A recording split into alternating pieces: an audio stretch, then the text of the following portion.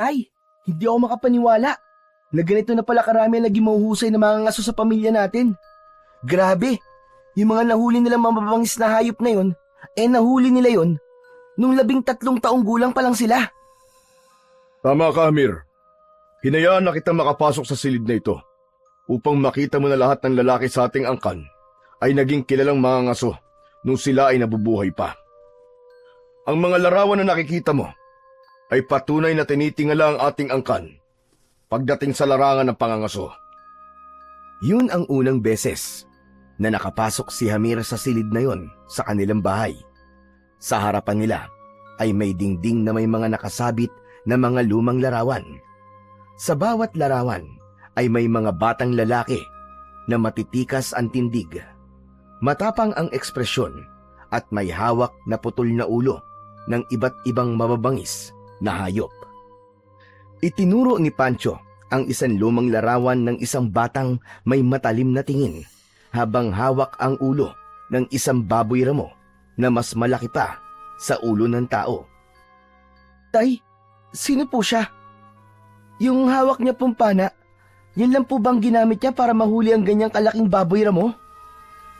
Oo, Hamir. Tama ka. Pana ang ginamit niya para mahuli ang baboy ramo na hawak niya. Siya si Amador. Siya ang yung lolo. 13 taong gulang siya nang napatay niya ang baboy ramong pumapatay ng mga alagang hayop dito sa baryo natin. Matapang siya, anak, at walang inuurungan. Isa-isang sinabi ni Pancho kay Hamir ang kwento ng bawat larawan na nakasabit sa dingding. Bawat isa ay may kwento ng katapangan at husay sa pangangaso. Sa bawat istoryang naririnig ni Hamir ay lalo siyang namamangha. Para silang mga bayani at mga mandirigmang hindi natatakot sa kahit na anong halimaw. Tay, nasan po ang larawan niyo? Sandaling hindi sumagot si Pancho. Tumikhim ito at saka itinuro ang isang larawan sa pinakataas na bahagi ng dingding. Isang batang lalaki ang naroon, madungis at may sugat sa braso. Hawak ng batang yon ang isang pugot na ulo ng isang dambuhalang buhaya. Ayun, anak. Yun nasa pinakatuktok na larawan. Ako ang batang yan. 13 taong gulang din ako nun nung mapatay ko ang buhaya na yan sa ilog sa gubat. Kung ganun, kayo po pala ang nakahuli ng ulo ng buhaya na nasa barangay hall natin. Yung sinasabi nila na ilang taon na po nananalasa dito sa baryo natin. Tama ka, Amir. Ako nga. Naisip ko kasi na kung ang buhayang yun ang mahuhuli ko nun, ay hindi ko lang mapapatunayan ang sarili ko, kundi mabibigyan ko na rin ng kapanatagan ng isip ng mga tao rito nung panahon na yun. Ang sibat na hawak ko sa litratong yan, ang siyang ginamit ko para paslangin siya. Nung madala ko ang ulo niya sa baryo, ay nagdiwang ang lahat. Isinabit nila yon sa barangay hall bilang alaala ng araw na wala nang dapat katakutan ang mga tao sa ilog na nasa gubat. Ang galing! Kaya po pala talagang iginagalang kayo rito sa baryo natin, Tay. Hamir, tandaan mo na hindi lang basta tradisyon ang ginagawa natin. Ang bawat ulo na dinala ng mga ninuno mo ay may ibig sabihin. Pagliligtas, katapangan, karangalan. Sa susunod na linggo ay kaarawan mo na. 13 anyos ka na at oras na para patunayan mo naman ang iyong sarili. Kailangan mong mangaso, anak, at ipakita sa buong baryo na karapat dapat kang magdala ng apelyido ko.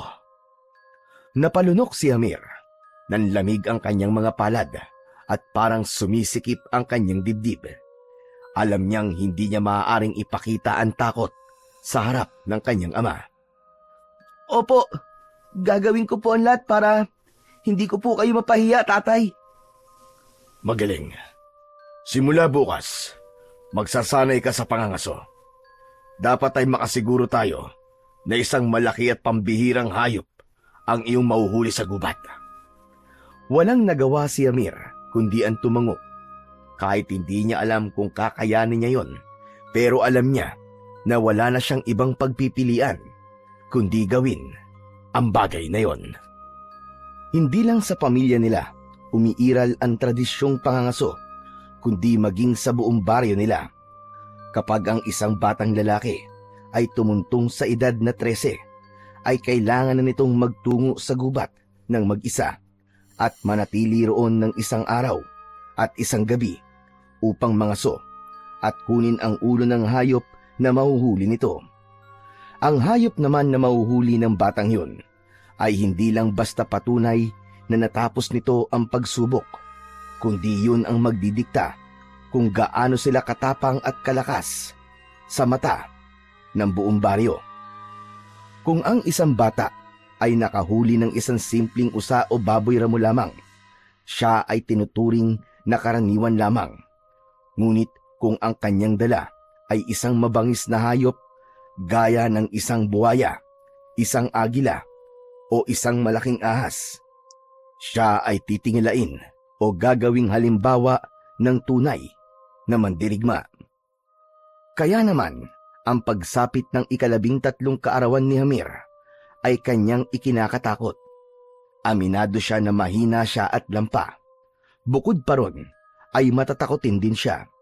Dahil sa katangian niya na yon, ay madalas siyang pagtawanan ng ibang bata. Isang umaga, nagtipon ang halos lahat ng tao sa bukana ng gubat upang salubungin ang pagbabalik ng isang batang lalaki na nangaso sa gubat dahil 13 anyos na ito. Nasa unahan si Apong Rosauro, ang matandang babaylan na siyang nangangasiwa sa ritual, habang katabi naman ni Hamir ang ama nitong si Pancho na tahimik na nakatingin sa kagubatan. Maya-maya ay isang batang lalaki ang lumabas mula sa kagubatan. May hawak itong dugo ang itak at sa isa nitong kamay ay isang pugot na ulo ng isang napakalaking sawa. Puno ng dugo at putik ang damit nito, habang bakas sa mukha ng bata ang tagumpay. Kilala ni Hamir ang batang yun. Yun ay walang iba kundi si Rambo, na palaging nambubuli sa kanya dahil matatakotin siya. Nagmamadaling lumapit ang mga tao kay Rambo, na puno ng hiyawan at palakpakan ang paligid. Ang iba naman ay lumapit upang makita ng mas malapitan ang pugot na ulo ng ahas na halos kasinlaki ng ulo ng isang tao. Sa gitna ng ingay at paghanga ng lahat, ay biglang tumingin si Rambo kay Hamir.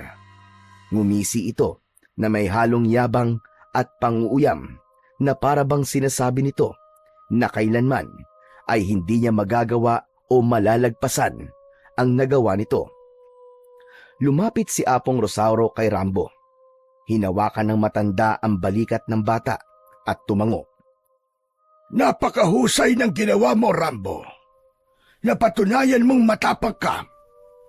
Ang galing mong mangaso. Sigurado pagdating ng panahon ay magiging mahusay kang mangangaso. Ikaw ang dapat tularan ng ibang batang lalaki rito sa ating baryo. Muling lumingon si Rambo kay Hamir at sa pagkakataon na yon ay hindi na ito nakangisi. Bagkus ang tingin nito sa kanya ay puno ng paghamak at pagmamalaki. Habang naglalakad sina Hamir at Pancho pauwi, ay ramdam ni Hamir ang bigat ng pasanin sa kanyang balikat. Alam niya na mahirap mahigitan ang ginawa ni Rambo, at bilang anak ng pinakamahusay na mangangaso sa baryo nila, ay alam niyang inaasahan ng mga tao na dapat ay mas higit ang magagawa niya sa ibang batang lalaki roon. Malakas ang batang yun, anak. Si Rambo. Magaling pumili ng bibiktimahin. Hindi madaling patayin ng isang sawa, lalo na ang ganong kalaki. Kapag nagkamali ka ron ng galaw, ay siguradong lilingkising ka ng sawang yun hanggang sa madurog ang mga boto mo. Tahimik lang si Hamir. Sa sinabi ng tatay niya, ay mas lalo siyang kinabahan. Alam mo ba kung anong ibig sabihin nun, Hamir? Kailangan mo siyang higitan. Ikaw na ang susunod na mga ngaso sa gubat. Kailangan mong patunayan sa lahat na anak nga talaga kita. Kailangan mong iangat ang pangalan ng mga ninuno natin na nauna sa atin. Tandaan mo, ang ulo ng hayop na may uuwi mo dito sa baryo ang magdidikta kung anong klase kang mangangaso, anak. Opo, gagawin ko po ang lahat para hindi po kayo mapahiya, tatay. Muling naalala ni Hamir ang pugot na ulo ng sawa na hawak ni Rambo. Kinabahan siya na baka hindi niya rin magawa yun o kaya ay wala siyang mahuli. Habang palapit ang kanyang kaarawan, imbis na kasiyahan ay kaba at takot ang kanyang nararamdaman. Sa mga sumunod na araw ay nagsimula na ang pagsasanay ni Hamir sa ilalim ng kanyang ama. Sa isang bakanting lupa sa likod ng kanilang bahay ay nakatayo si Hamir habang hawak ang isang lumang pana na kinuha niya mula sa kanilang imbakan ng mga gamit sa pangangaso. Bakit pana ang kinuha mo, anak? Ang daming gamit sa pangangaso ron. Kasi po, tay, mas komportable po akong gumamit nito eh. Itak ang gamitin mo. Hindi mo ba nakita na yun ang ginamit ni Rambo kaya siya nakahuli ng napakalaking ahas? Pero tatay, mas gusto ko po talagang... Hindi ko sinabi may pagpilian ka, Amir. Kapag sinabi kong itak ang gagamitin mo, itak ang gagamitin mo. Napakagatlabi si Amir. Alam niyang wala siyang laban sa desisyon ng kanyang ama. Mabigat ang loob na binitiwan niya ang pana at kinuha ang itak na inabot ni Pancho. Hawakan mo yan na maayos. Huwag kang parang batang may hawak na kahoy. Huminga ng malalim si Amir at sinubukan niyang ipwesto ng tama ang kanyang kamay habang hawak ang itak. Nagsimulang umatake sa hangin si Amir. Iwinasiwas niya ang itak sa hangin pero nagulat siya sa biglang pagsigaw ng tatay niya. Mahina, Hamir! Yan na ba ang pinakamabilis at pinakamalakas mong pag-atake? Muling sinubukan ni Hamir pero ganun pa rin. Masyadong mabigat ang itak kaya hindi niya maibigay ang buong puwersa niya. Kaya naman, paulit-ulit siyang pinagalitan ng kanyang ama. Kung ganyan ka sa kagubatan, ikaw ang mamamatay at hindi ang hayop na hinahanting mo.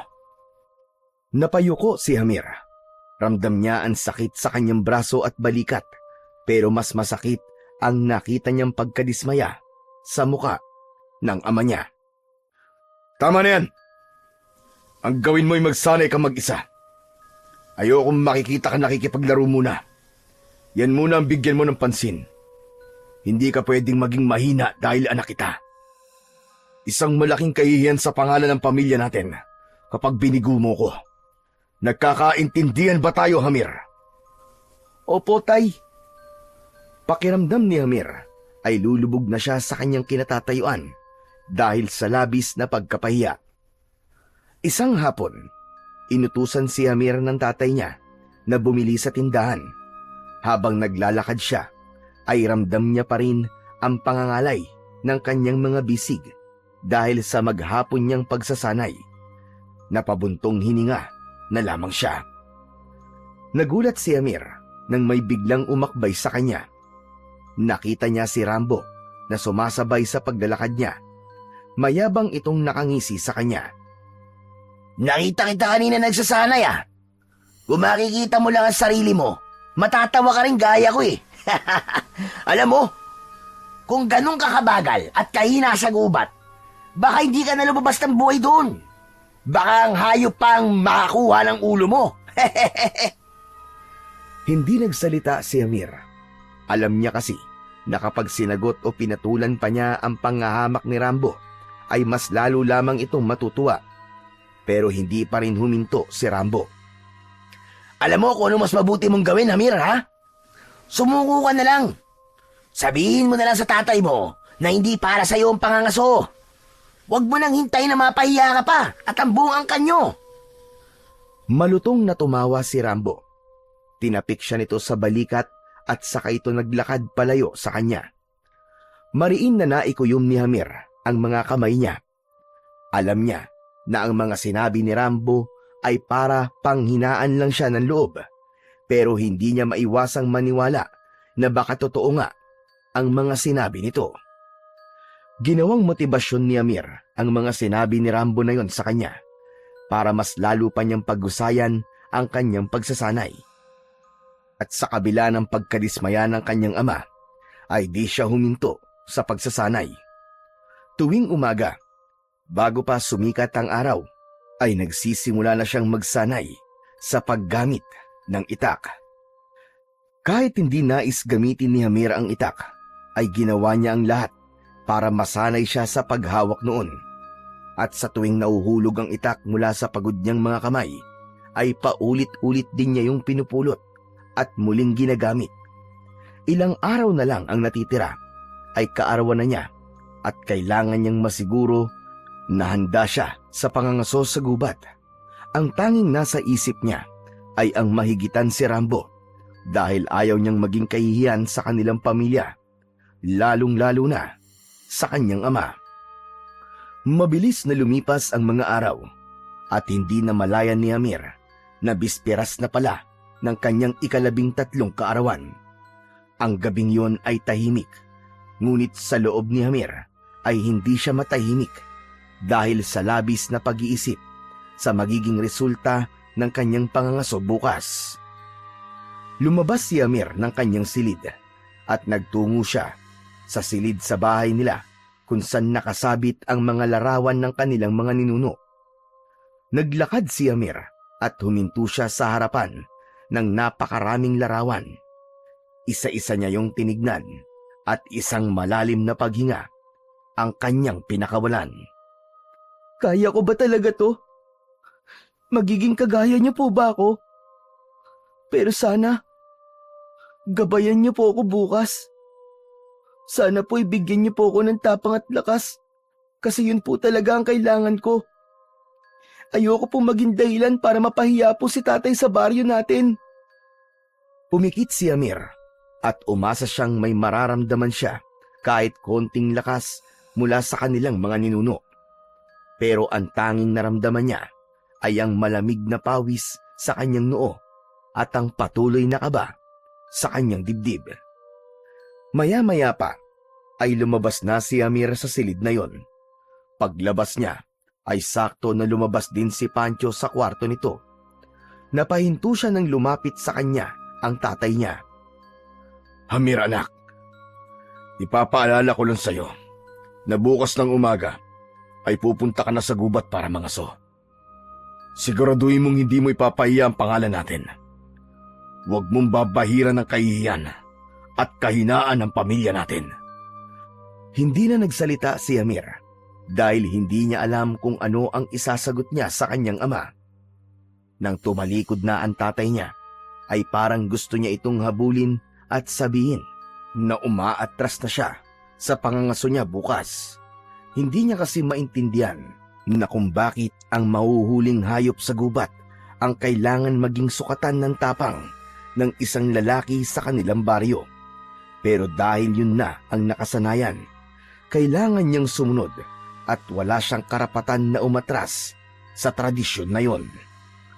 Pasikat pa lang ang araw nang magising si Hamir ng sumunod na umaga. Imbis na maging masaya dahil kaarawan niya, ay kaba at takot ang agad na lumukob sa kanya. Nang lumabas siya ng kanyang silid, naroon na ang kanyang ama sa hapagkainan. Umupo siya sa tapat nito at nagsimula na silang kumain. Hamir anak, maligayang kaarawan. Maraming salamat po, tatay. Damihan mo ang kain mo at kailangan mo ang lakas mamaya. Tahimik na kumain si Hamir. Halos hindi niya malasahan ang pagkain dahil sa kabang kanyang nararamdaman. Matapos kumain, ay sabay silang lumabas ng bahay. Tahimik na naglakad si Hamir sa tabi ng kanyang ama. Huwag ka magpadala sa takot mo, Hamir. Ang pangangaso ay hindi lang basta ginagamitan ng lakas ng katawan, kundi kailangan din ng talas ng pag-iisip. Kung mahina ang loob mo, ikaw ang magiging biktima ng mga hayop sa gubat na yon. Tay, paano po kung hindi po ako makapatay ng malaking hayop? Wala sa laki ng hayop ang sukatan, anak, kundi sa kung paano mo ito inarap. Pero kung gusto mong respeto ang makuha mo, siguraduhin mo ipagmamalaki mo ang hayop na mahuhuli mo. Paano nga po kung hindi ko po mahigitan si Rambo? At paano po kung mapahiya po ang pamilya natin ng dahil po sa akin? Ituturing niyo pa rin po ba akong anak niyo? Talagang ngayong araw mo pa naisipan ang mga ganyang bagay, anak. Hamir, tandaan mo, walang puwang ang kahihiyan sa pamilya natin. Kung nais mo pa maging bahagi ng pamilyang ito, huwag mong gagawin ang bagay na magiging dahilan para pagtawanan tayo ng mga tao. Parang binuhusan ng malamig na tubig si Amir sa kanyang narinig na sinabi ng kanyang ama. Napalunok siya at hindi niya na nagawang sumagot. Imbis na lumakas ang loob niya sa sinabi ni Pancho, ay tila mas lalo pa siyang pinanghinaan. Pagkarating ni Hamir sa bukana ng gubat, ay sumalubong sa kanila ang napakaraming tao. May mga matatanda, mga kilalang mangangaso, at ilang batang kasing edad niya. Nandun din si Apong Rosauro na nakatayo sa unahan habang may hawak na mahabang tungkod. Malapit sa matanda ang isang mahabang mesa kung saan nakahanay ang iba't ibang gamit sa pangangaso. May itak, pana, sibat, patalim at ilang tali na ginagamit sa panghuhuli ng mga hayop. Huminga ng malalim si Amir. Mas lalo niyang naramdaman ang kaba at takot ng sandaling yun. Lahat ng mata ay nakatuon sa kanya nang magtungo siya sa unahan kung saan naroroon si Apong Rosauro. Mga kababaryo, narito tayo ngayon upang saksihan ang pagsisimula ng pangangaso ng batang ito. Si Amir, siya lang naman ang nag-iisang anak ni Pancho. May ilang pumalakpak, ngunit hindi kasing lakas ng palakpak na natanggap ni Rambo nung isang araw. Mas lalo lang naramdaman ni Amir ang bigat ng sitwasyon na kanyang kinasasadlakan. Alam naman nating lahat na ang dugo ng mahuhusay na mga ngaso ay dumadaloy sa batang ito. Ang ama niya ang nakahuli sa pinakamabangis na buhaya sa ating gubat at ang ulo ng buhayang yon ay nakasabit na ngayon sa ating barangay hall. Ilan din sa mga ninuno ng batang ito ay nagbigay ng karangalan pagdating sa larangan ng pangangaso. Kaya naman, malaki ang ekspektasyon nating lahat na ang batang ito ay susunod sa yapak ng kanyang mga ninuno, lalo na sa yapak ng kanyang magiting na ama. Sa mga narinig ay mas lalo lamang nanliit si Amir. Tumingin siya sa kanyang ama na nakatayo sa gilid. Wala itong imik at seryosong nakatingin lamang sa kanya. Sa paggala ng mga mata ni Amir ay nagtama ang mga mata nila ni Rambo. Agad itong ngumisi ng nakakaloko at bahagyang umiiling na para bang tinutokso siya. May pangungutya sa mga mata nito na para bang sinasabi nito na hindi niya yun kaya at mapapahiya lamang siya. Hindi nagtagal ay itinaas na ni Apong Rosauro ang tungkod nito bilang hudyat ng pagsisimula ng ritual bago sumabak sa pangangaso si Amir. Nagsimulang umikot ang matandang lalaki sa paligid ni Amir habang sumasayaw at umaawit ng isang lumang awitin. Habang patuloy sa pagsasayaw at pag-awit si Apong Rosauro, isang matandang babae ang lumapit at inabot dito ang isang bao na may lamang pulang likido na dugo ng isang hayop na inalay para sa araw na yon. Kinuha ni Apong Rosauro ang bao at itinapat yon sa bibig nito. Binilungan nito yon ng dasal mula sa salitang hindi nauunawaan ni Hamir. Matapos yon ay tumayo si Apong Rosauro sa harapan ni Hamir. Isinawsaw nito sa dugo anhin na laki at naglagay ng guhit sa noo at magkabila ang pisngi ni Hamir. Naramdaman ni Hamir ang malagkit na likido sa kanyang balat, ngunit hindi siya kumibo. Pagkatapos ng ritual ay itinuro ni Apong Rosauro ang lamesa kung saan nakalagay ang mga kagamitan sa pangangaso. Ngayon, Hamir, maaari ka nang pumili ng 2 sandata na gagamitin mo sa loob ng isang araw at isang gabi sa loob ng gubat. Maging matalino ka sa pagpili. Kung anong nasa puso mo, yun ang sundin mo. Huminga ng malalim si Amir at lumapit sa mesa. Una niyang pinili ang isang patalim. Alam niya na kailangan niya yon sa pagpugot ng ulo ng hayop na kanyang mauhuli. Napatingin si Amir sa itak. Alam niya na yon ang gusto ng kanyang ama para sa kanya. Inabot niya ang hawakan ng itak, pero natigilan siya. Nag-angat siya ng tingin at nakita niya ang kanyang ama na matiim na nakatitig sa kanya. Wala itong emosyon, pero nung makita nitong hindi pa niya kinukuha ang itak, ay pinanlakihan siya nito ng mata. Napalunok si Amir. Naramdaman niyang pinagpapawisan ang kanyang mga palad. May isang bahagi ng kanyang puso na nagsasabing hindi ang itak ang sandatang para sa kanya. Muli niyang ibinaling ang tingin sa mesa at doon ay nakita niya ang pana at ang mga palaso. Matagal na niyang nais gamitin ang gamit na yon sa pangangaso hanggang sa kinuha na niya ang pana at ang mga palaso. Nang mahawakan niya ang mga yon ay gumaan bigla ang pakiramdam niya. Yan na ba ang napili mo, Hamir? Patalim at pana? Opo, Apong Rosauro. Nakapili na ang bata! Ang mga yan na ang kanyang magiging sandata sa pangangaso sa gubat ng isang araw at isang gabi. Sa gitna ng katahimikan, matapos ang pagpili ni Hamir ng kanyang sandata, ay biglang lumapit si Pancho kay Apong Rosauro. Matigas ang tingin nito at halatang hindi nito nagugustuhan ang naging desisyon ni Hamir. Apong Rosauro, nagkamali ang anak ko sa pagpili ng sandata. Sa tingin ko ay hindi pana at palaso ang talagang nais niyang kunin. Lahat ng tao ay nagtinginan.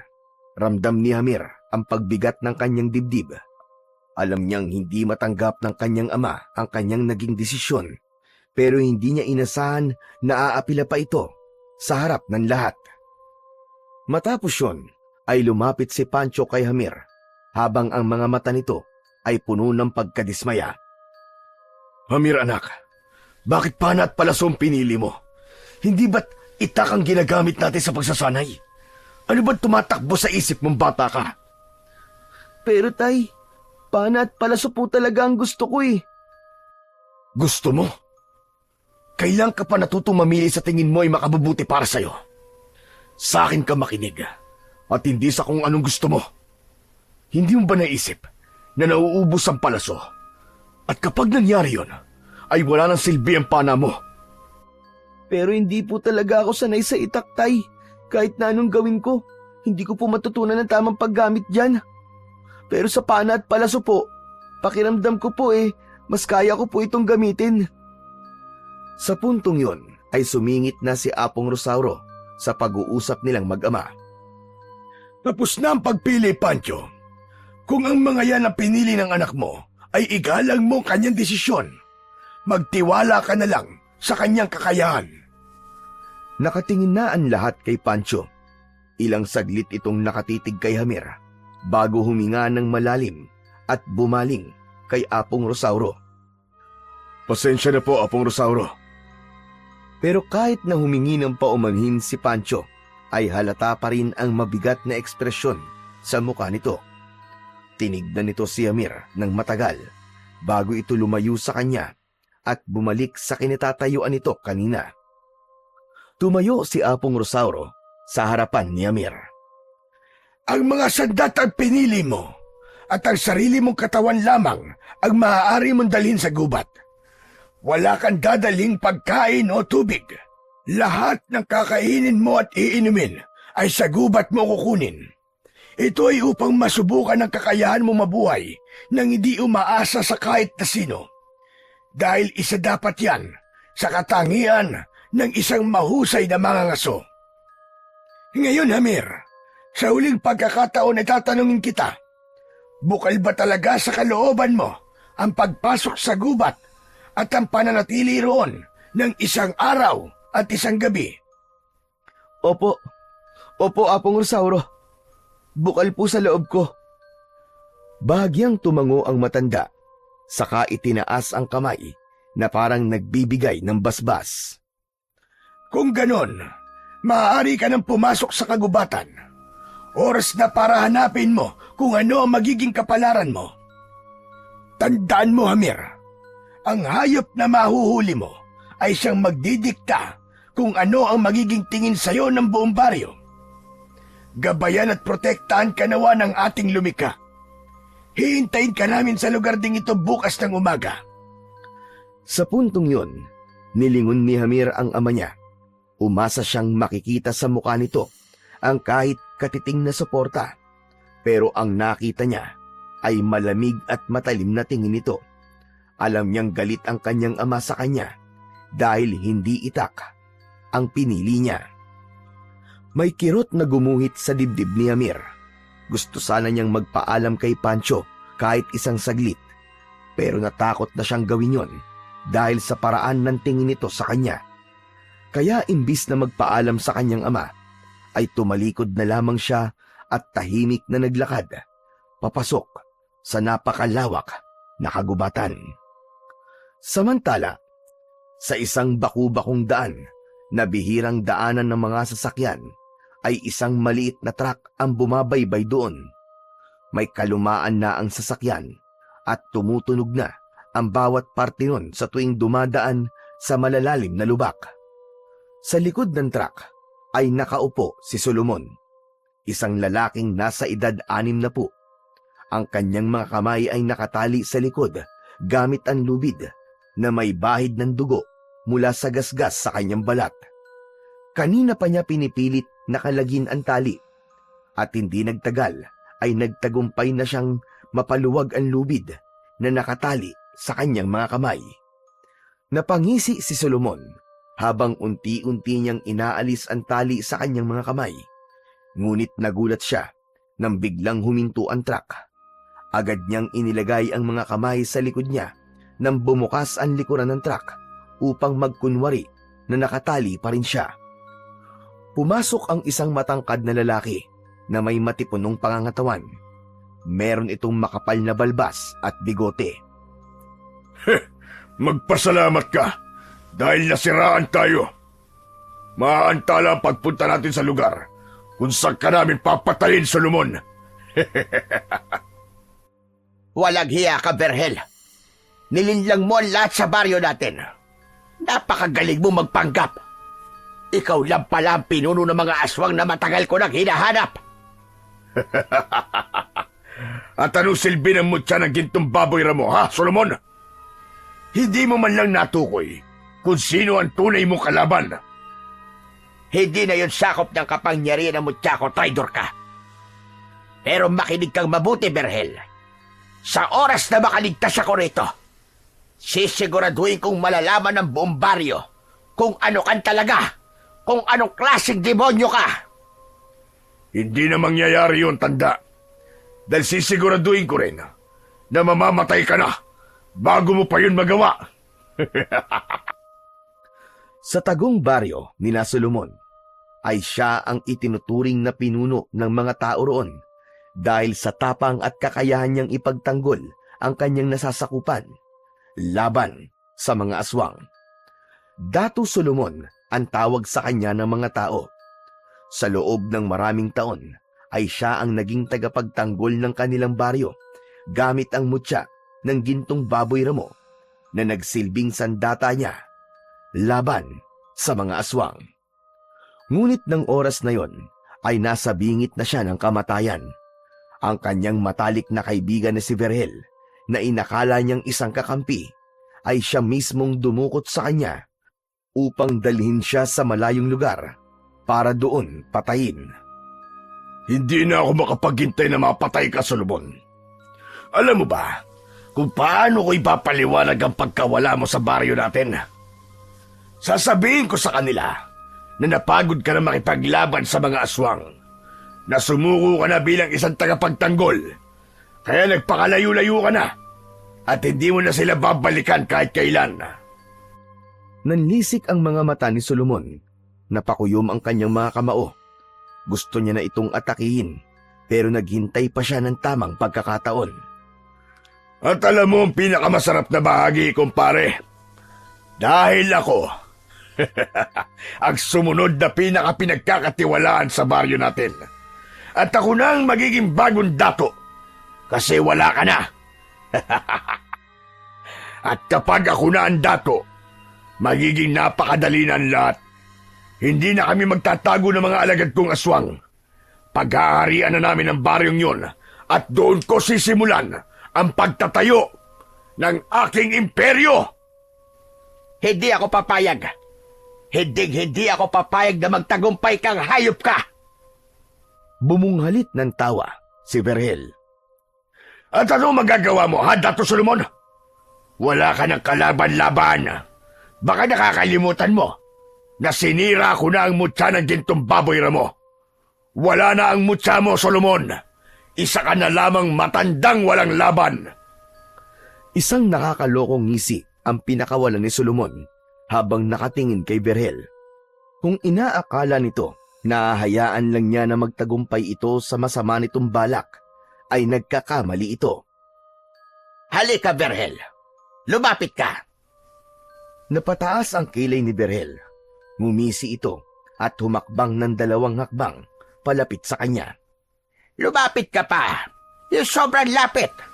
Para marinig mo ng maayos ang mga sasabihin ko sa'yo.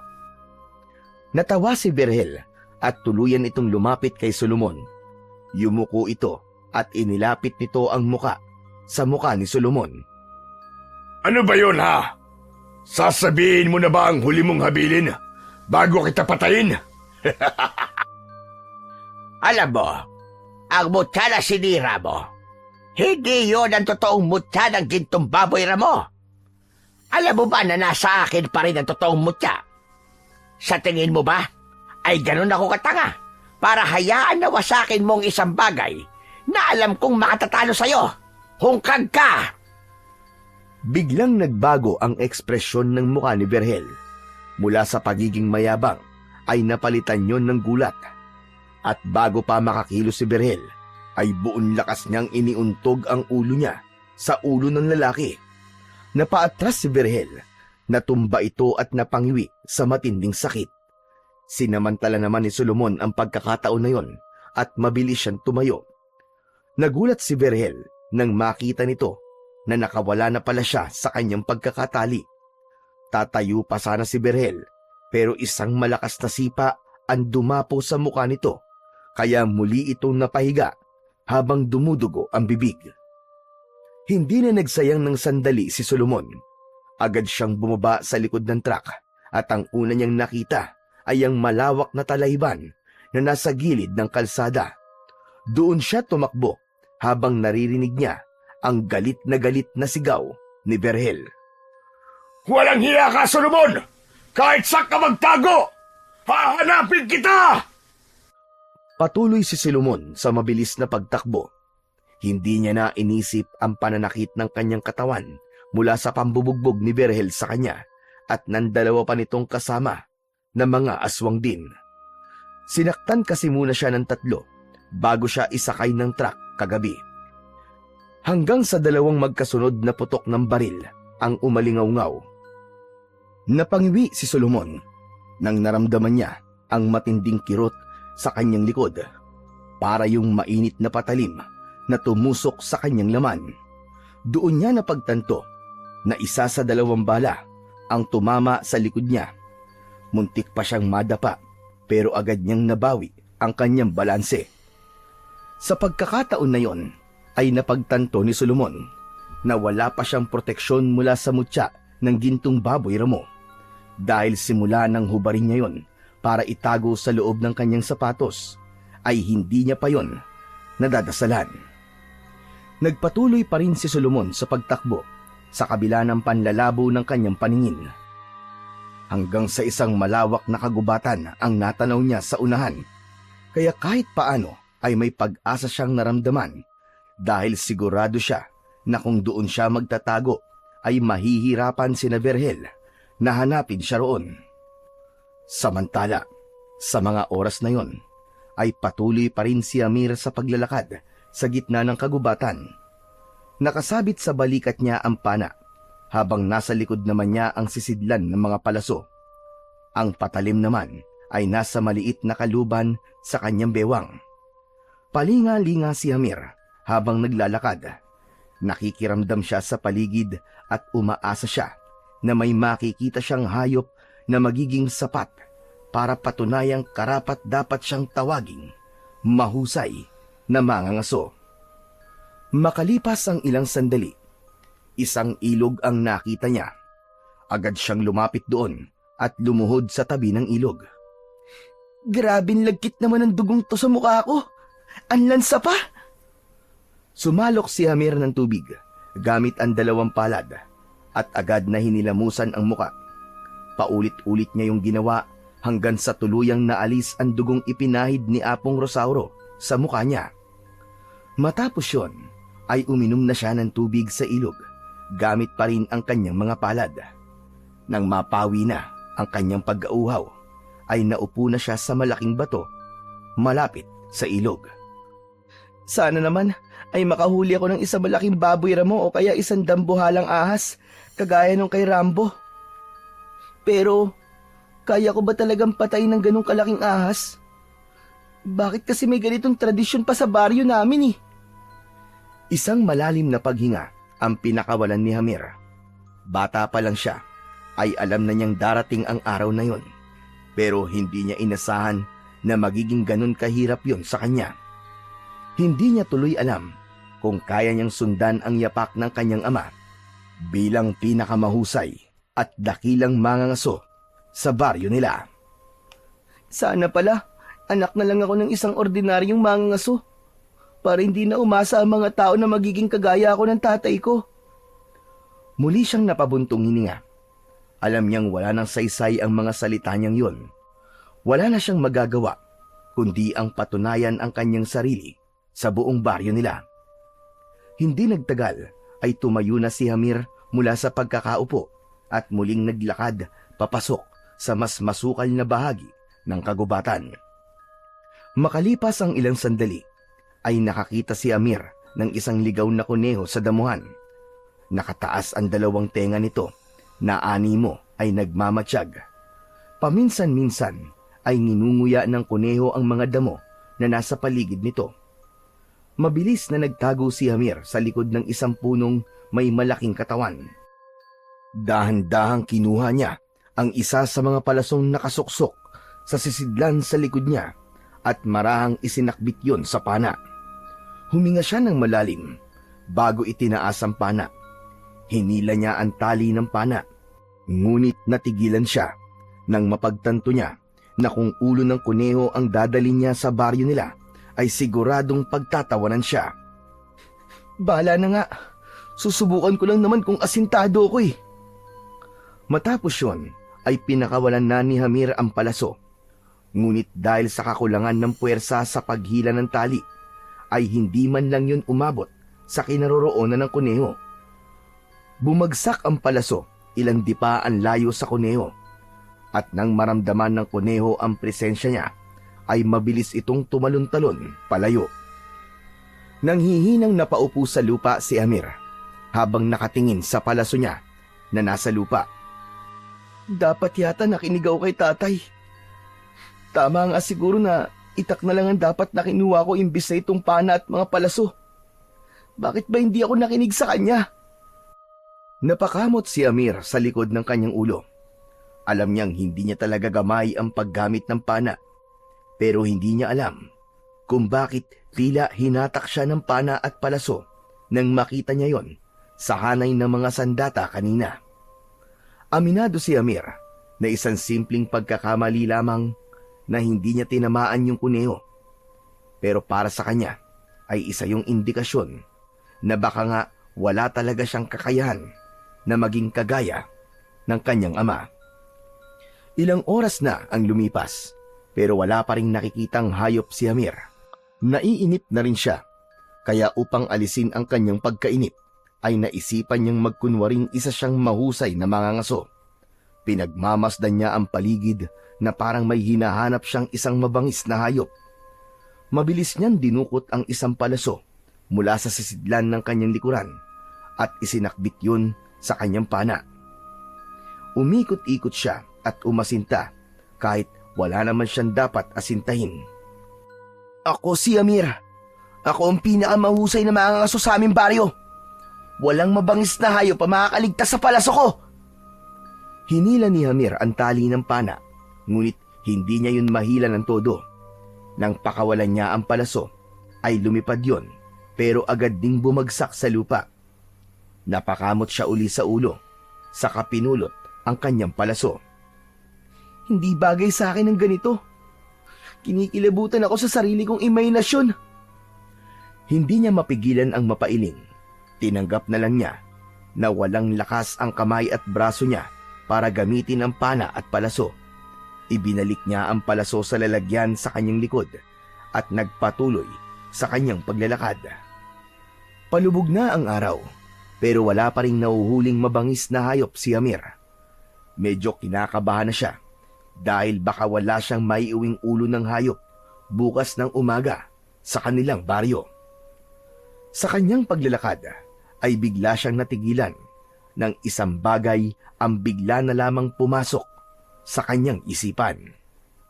Kung palagi kong iisipin na mahina ako, ayun talaga ang mangyayari. Pero kung iisipin ko na isa akong mahusay at matapang na mangangaso, kagaya ng tatay ko, baka yun ang mangyari sa akin. Mula nang magkaisip si Amir, ay palagi niyang naririnig sa mga tao na hindi siya magiging kagaya ng kanyang ama dahil matatakotin siya at lampa. Ang mga salitang yun ang pumasok sa kanyang utak, kaya hanggang sa umidad siya ng 13 anyos, ay yun na ang kanyang pinaniwalaan.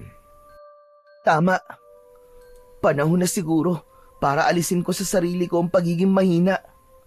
Kailangan patunayan ko sa buong baryo namin na mali sila ng iniisip tungkol sa akin. Huwag ka mag-alala, tatay. Dahil gagawin ko ang lahat para hindi mapahiya ang ating pangalan. Nang magpatuloy si Amir sa paglalakad, ay paulit-ulit niyang sinabi sa kanyang sarili na siya ay isang matapang at mahusay na mangangaso. Napansin niya na sa ginawa niyang yon ay mas gumaan ang pakiramdam niya. Inabot na ng gabi si Amir sa kanyang paglalakad sa loob ng kagubatan. Madilim na ang paligid at nagsimula ng lumamig. Nakaramdam na siya ng pagod at gutom.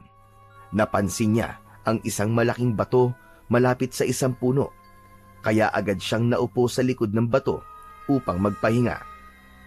Ipinasok niya ang kamay sa loob ng kanyang pantalon at inilabas ang isang tinapay na nakabalot sa plastik. Ngumiti siya ng bahagya habang pinagmamasdan yon. Mabuti na lang at naging mautak ako. Kung hindi ako nagbaon ng tinapay, ay wala akong kakainin ngayon. Magpapakahirap na nga akong mangaso, tapos pati pagkain ko paghihirapan ko pa din. Aba, hindi naman yata pwede yun. Binuksan ni Amir ang plastik at kinagat ang tinapay. Ngunit bago pa siya makasunod ng isa pang kagat, ay isang kaluskos ang narinig niya mula sa kanyang kaliwa. Mabilis niyang itinabi ang tinapay at kinuha ang kanyang pana. Nilagyan niya yon ng palaso at marahang sumilip mula sa likod ng bato. Nakita niyang bahagyang gumagalaw ang isang makapal na halaman sa hindi kalayuan. Naku, baka malaking baboy na mo o kaya dambuhalang ahas yun ah. Ito na ang pagkakataon ko para makahuli ng isang mabangis na hayop. Tahimik na lumabas si Amir sa kanyang pinagtataguan. Maingat ang bawat hakbang niya habang nakatutok ang kanyang pana sa gumagalaw na halaman. Hindi siya nagmadali dahil alam niya na kung magpapadalos-dalos siya ay baka makawala pa ang hayop na nasa halaman na yon. Nang sa tingin niya ay tama na ang distansya niya, ay inasinta niya ang kanyang target at saka pinakawalan ang palaso. Ngunit sa kanyang pagkakagulat, hindi man lang umabot ang palaso sa mismong halaman. Bumagsak lang yun sa lupa, malayo pa sa dapat nitong tamaan. Hanggang sa mula sa makapal na halaman, ay biglang lumitaw ang isang matandang lalaki na duguan at hirap na makalakad. Agad na napaatras si Amir. Nanginginig ang mga kamay na kumuha siya ng isa pang palaso. Itinutok niya ang kanyang pana sa matanda. Wag! Wag ka nalapit! May pana ako, sige ka! Hindi ka sasantuin ng pana ako! Wag mo akong subukan! Hindi ako natatakot sa'yo! Huminto ang lalaki at nagtaas ng kamay. Kahit madilim ang paligid, ay kita pa rin ni Amir ang pangihina sa mukha ng matandang lalaki. Hindi ako masamang tao, iho. May humahabol sa akin at kailangan ko silang matakasan. Kung may tinatakasan ka, ibig sabihin kriminal ka. Hindi naman tatakas ang isang taong walang kasalanan ah. Nanlaki ang mga mata ni Amir nang makita niyang tumakbo ng mabilis ang lalaki papunta sa kanya. Dahil doon ay pinakawalan niya ang palaso at tumama yon sa dibdib ng lalaki. Ngunit dahil sa mahina ang pagkakahila niya sa tali ng pana, ay hindi yun bumaon sa katawan ng lalaki at nahulog yun sa lupa. Bago pa makakilos si Amir, ay binuhat na siya ng lalaki na para bang isa siyang sako ng bigas. Ah! Ano ba? Bitiwan mo ako! Bitiwan mo ako! Ngunit hindi siya pinakinggan ng matanda. Dinala siya nito sa likod ng malaking bato kung saan siya kumakain kanina. Sisigaw pa sana siya, pero mabilis na itinakip ng lalaki ang isa nitong kamay sa bibig niya. Huwag kang maingay kung gusto mo pang mabuhay. Hindi na nakapagsalita si Amir. Maya-maya ay nakarinig sila ng papalapit na mga yabag. Mula sa kinaroroonan nila ay nakita nila ang tatlong nilalang na may nakakatakot na itsura. May nanlilisik at namumulang mga mata ang mga yon. Mahahabang dila, matutulis na mga kuko at mga ngipin. Kinilabutan ng gusto si Amir nang mapagtanto niya na aswang ang tatlong yon. Huminto ang tatlong aswang malapit sa malaking bato at nagsalita ang nasa gitna na pinakamalaki sa tatlo. Sigurado ko nandito pa rin si Solomon. Naaamoy ko pa sa hangin ang dugo niya. Hanapin niyo siya. Hindi tayo aalis dito nang hindi natin siya napapatay. Matapos yun, ay naglakad na ang tatlong aswang palayo hanggang sa tuluyan ng mawala ang mga yon sa madilim na bahagi ng gubat. Sa sandaling yon, ay marahan ng inalis ng matandang lalaki ang kamay nito mula sa bibig ni Amir. Agad siyang humarap dito at sinuri ito ng mabuti. Malalim ang paghinga ng matandang lalaki. Puno ng dugo ang damit nito na punit-punit at bakas sa mukha nito ang matinding pagod. Nang makita niya ito ng malapitan, ay doon niya naramdaman na mukha naman itong mabait at mapagkakatiwalaan. Ikaw po ba yung Solomon na binanggit nung isang aswang kanina? Oo, ako nga. At ikaw, anong pangalan mo, bata? Hamir po. Hamir po ang pangalan ko. Taga rito ka ba? Hindi po ako nakatira dito sa gubat. Ano po ba tingin niyo sa akin, taong gubat? Pero sa labas po ng gubat na ito ang baryo namin. Nandito po ako kasi kailangan ko po mangaso bilang tradisyon sa baryo namin. Kailangan ko po makahuli ng isang mabangis na hayop ngayong gabi. Kung gano'n, kailangan mo akong tulungan, Hamir. Kailangan kong makarating sa baryo nyo. May tama ako ng baril sa akin likod. At kung hindi ko to magagamot kagad, ay baka hindi ko na magawang makalabas ng buhay sa gubat na ito. Pero hindi pa po ako maaaring umalis dito sa gubat eh. Kailangan ko pong tapusin ang pangangaso ko. Kung uuwi po ako ngayon nang wala akong nahuling mabangis na hayop, hindi po ako magiging isang ganap na lalaki at magiging kahihiyan po ako sa buong pamilya namin sa buong baryo. Ako po kasi ang pinakamahusay na mangangaso sa aming baryo eh. Napatingin sa kanya si Solomon. Tumahimik ito na tila nag-iisip. Mama, bakit ka po pala hinahabol ng mga aswang na yun? Yung isa sa kanila, si Berhel yun. Gusto niya akong patayin upang siya ang pumalit sa akin bilang dato ng aming baryo. At kapag nangyari yon, magiging pugad na ng mga aswang ang lugar namin. Ha? Ibig niyo pong sabihin, isa po kayong dato? Meron ka pong dugong bughaw? Wala iyo. Wala akong dugong bughaw. Sa baryo namin, ang pinuno ay tinatawag lamang na dato. Ako ang itinalaga nilang pinuno dahil ako lang ang may kakayahang makipaglaban sa mga aswang. Ah, kung ganun, para po pala kayong manunugis, Dato Solomon.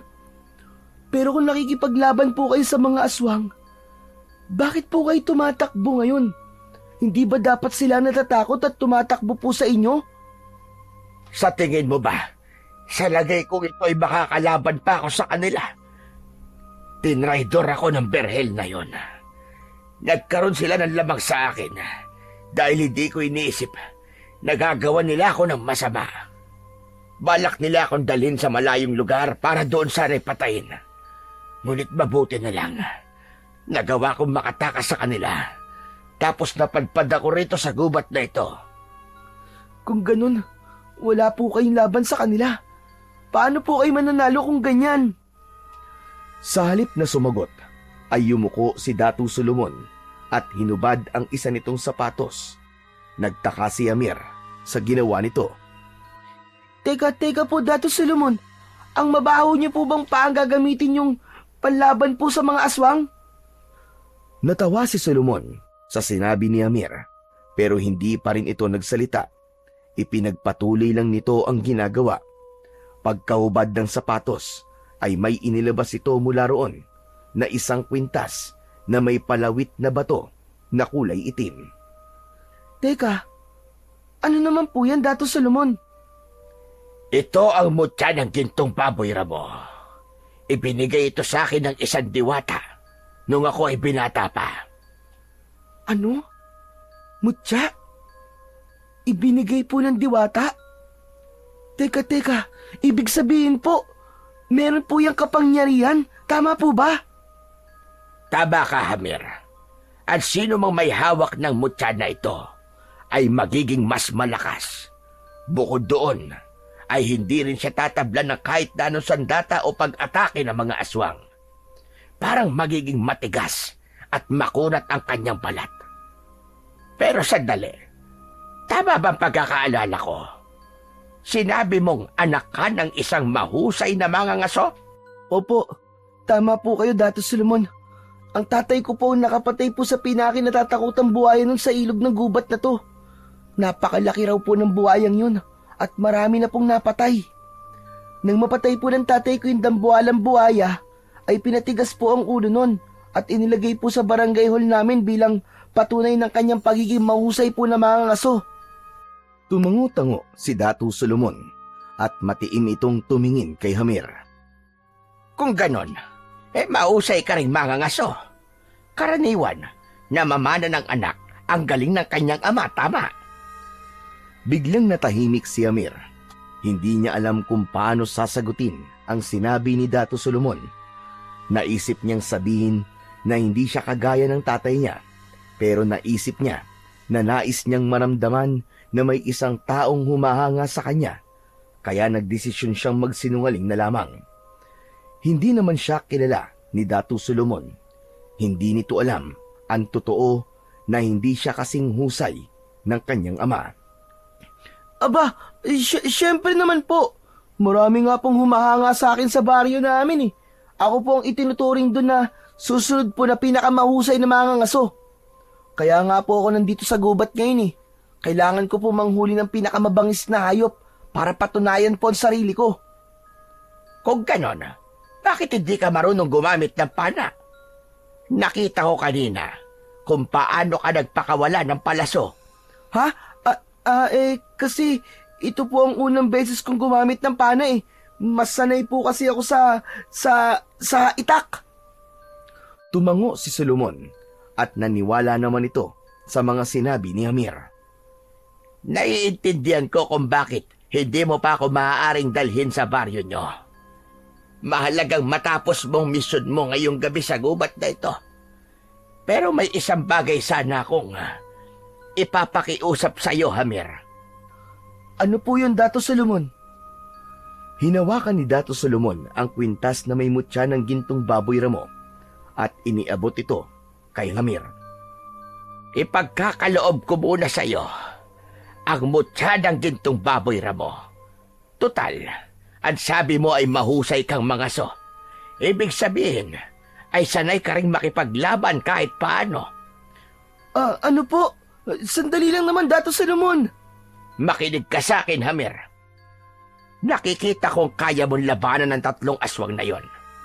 Nakapagdesisyon na ako na wag nang hayaang makalabas ng buhay sina Berhel sa gubat na ito. Kung hindi sila mamamatay ngayong gabi, dadami pa ang kanilang magiging biktima. Nanlaki ang mga mata ni Hamir. Hindi niya inaasahan ang sinabi ni Dato Solomon. Teka, hindi ko po kaya. Mababangis na hayop lang po ang kaya kong labanan. Hindi po mga aswang. E di isipin mo na lang na mababangis na hayop din ang mga aswang na humahabol sa akin. Teka. Ikaw na lang po makipaglaban sa kanila, Dato Solomon. Bakit niyo naman po ipapasa sa akin ng trabaho po na dapat kayo po ang gumawa? Saka, may mutya naman po kayo, di ba? Malakas po kayo. Kahit gamitin ko pa ang mutya, ay mahina na katawan ko. Kung haharapin ko si Berhel at ang mga kasama niya ngayon, baka sa huli matalo lang ako at makuha pa nila ang mutya ng gintong baboy ramo sa akin. Kapag napunta ito kay Berhel, baka yun na ang maging katapusan ng baryo namin. Nag-isip si Hamir. Alam niyang may punto si Solomon. Sa lagay nito ay wala talaga itong laban sa 3 aswang. Hamir, iho, kapag nasa iyo ang mutya ay lalakas ka, mas magiging madali ang pangangaso mo. Hahayaan kong gamitin mo mutya para makahuli ka ng mabangis na hayop. Basta patayin mo lamang ang 3 aswang na yon. At kung makita kong karapat dapat ka talaga sa mutyang yan, aba, baka hayaan ko na lang yan na nasa iyo. Bahagyang lumakas ang tibok ng puso ni Hamir. Ibig niyo pong sabihin hindi niyo na po kukunin sa akin ng mutya, Dato Solomon? Oo, Hamir. Nangangako ko sa iyo. Yun ay kung makikita kong karapat-dapat ka. Napatitig si Hamir sa mutya na hawak ni Dato Solomon. Naisip niya na baka ang mutya na ang sagot sa matagal niya ng pangarap na maging malakas.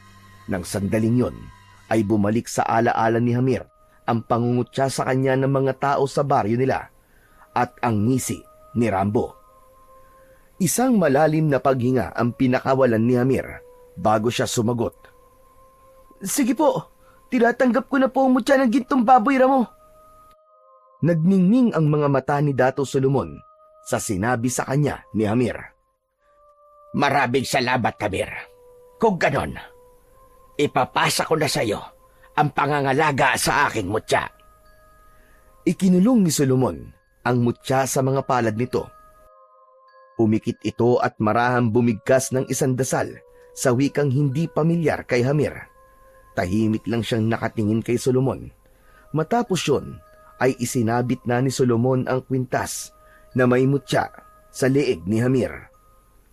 Nang nasa leeg na yon ni Hamir, ay isang matinding init ang bumalot sa kanyang katawan na sinundan ng mabilis na pagdaloy ng malakas na enerhiya sa kanyang mga ugat.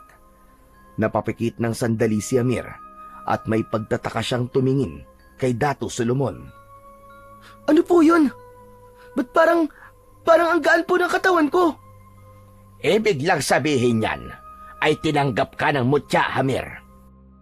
Ngayon, ikaw at ang mutya ay iisa na. Bakit hindi mo subukang gumamit ng pana ngayon? Sige, subukan mo. Nasasabik na kinuha ni Hamir ang pana at nilagyan yon ng palaso. Marahan niyang hinatak ang tali ng pana. Itinutok niya yon sa isang matandang puno sa hindi kalayuan. Nang pakawalan niya ang palaso, ay sumagitsit yon sa hangin at dumiretso sa katawan ng puno. Bumaon ang matulis na dulo ng palaso roon, kaya naman Napatalon si Hamir sa labis na tuwa. Ayos! Hindi ako makapaniwala. Totoo nga. Pinalakas ako ng mutya niyo, Dato Solomon. Tinignan niya ang kanyang mga kamay na para bang ibang tao na siya. Ramdam niya ang lakas na hindi niya kailanman inakala na posibleng magkaroon siya. Sigurado kung mas marami ka pang matutuklasan sa kapangyarihan ng mutya na yan. Pero para mangyari yon, ay kailangan na nating hanapin sina Berhel. Biglang bumigat ang pakiramdam ni Hamir. Alam niyang isang tunay na laban na ang kanyang haharapin. Isang matapang na tango ang isinagot niya kay Dato Solomon. At matapos yun, ay nagsimula na silang maglakad. Tahimik na naglakad sina Hamir at Dato Solomon sa masukal na kagubatan. Habang naglalakad, ay pinag-isipan ni Hamir ang naging desisyon niya. Alam niyang ang tanging pakay niya sa kagubatan ay ang manghuli ng mabangis na hayop. Ngunit kailangan niya muna yung isang tabi para sa panibagong misyon na ibinigay sa kanya ni Dato Solomon. Naisip niya rin na kung hindi niya mapapatay ang mga aswang, ay may posibilidad na mahanap ng mga yon ang baryo nila. At doon naman magasik ng lagim ang mga yon. Kaya habang hindi pa yun nangyayari, ay kailangan niya ng mapaslang sina Berhel. Sa kanilang paglalakad, ay napahinto sila nang may napansin silang isang kahon sa ilalim ng isang malaking puno. Hindi yun pangkaraniwan sa ganung lugar, kaya nagdesisyon silang lapitan ang kahon. May nakatuping papel na makikita sa ibabaw ng kahon. Agad na kinuha ni Hamir ang papel at binuklat niya yon. Bumilis ang tibok ng puso niya nang malaman na ang sulat na yon ay mula sa kanyang ama. Nanginginig ang kamay ni Hamir habang binabasa ang nilalaman ng sulat. Anak, alam kong matagal mo nang gustong patunayan ang sarili mo. Hindi lang sa akin, kundi sa ating baryo. Nais kong masigurado na magtatagumpay ka sa pangangaso mo. Kaya iniwanan ko rito ang ilang bagay na makakatulong sa'yo. Ngunit tandaan mo, anak, may mahuli ka man o wala, hindi yun ang mahalaga sa akin. Ang tanging nais ko lang ay ang makauwi ka ng buhay at ligtas. Nanlabo ang paningin ni Hamir habang pinipigilan ang pagtulo ng kanyang luha. Mabilis niyang itiniklop ang sulat at iniligay yon sa bulsa ng kanyang pantalon. Ano ang nakasulat? At bakit ka naluluha? Wala po ito. Napuwing lang po ako. Yumukod si Hamir at binuksan ang kahon. Sa loob nun ay may mga palaso at isang matalas na itak. Saan at kanino galing ang mga yan? Iniwan po ang mga to ng tatay ko rito para magamit ko po sa pangangaso. Yun po ang nakalagay sa sulat. Kinuha ni Hamir ang mga palaso at iniligay sa sisidlan sa kanyang likod. Kinuha naman niya ang itak. Pinagmasdan niya yun saglit at saka inabot kay Dato Solomon. Sa tingin ko po, kayo po ang nararapat na gumamit itong itak. Maraming salamat sa iyo, Hamir. Kinuha ni Dato Solomon ang itak at matapos yun ay muli silang nagpatuloy sa kanilang paglalakad.